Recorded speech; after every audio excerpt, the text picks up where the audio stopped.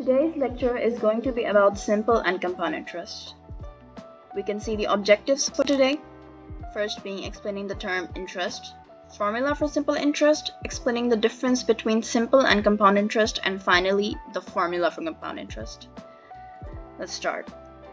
First and foremost, we need to get a clear idea about the term interest.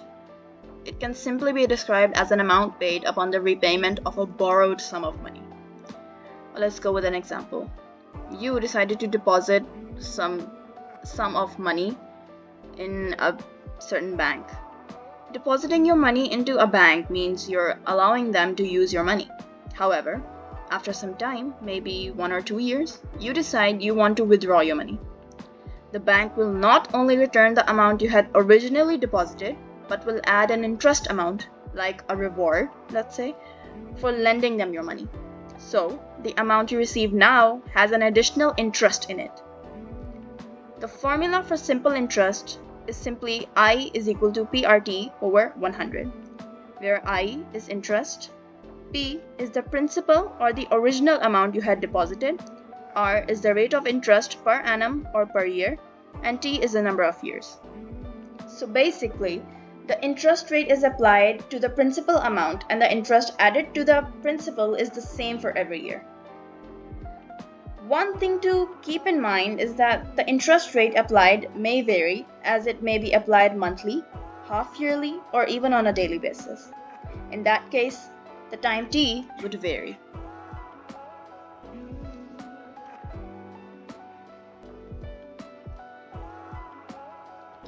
Compound interest, however, is different. In simple interest, the interest earned is the same each year since the interest rate is applied to the same principal amount you had deposited at the start. In compound interest, however, the interest earned is increased each passing year because the interest rate is applied to a new principal amount after each year.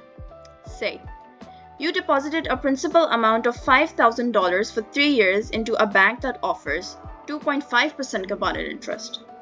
This means at the end of the first year, the amount becomes $5,375 using the simple interest formula, keeping in mind that amount means principal plus interest. Now, when the interest rate 2.5% in this case is applied at the end of the second year, it will be applied on the new principal, which is $5,375 here. This way, the interest earned increases after each year since our principal amount keeps changing by increasing each year.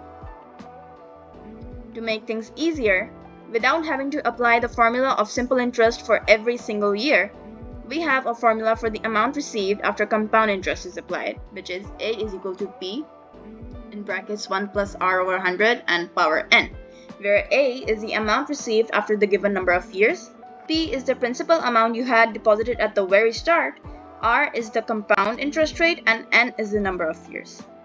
One major difference between the formulas we discussed today is that the one for simple interest gives only the interest, and the one for compound interest gives us the whole amount, amount meaning that it includes the principal and the interest.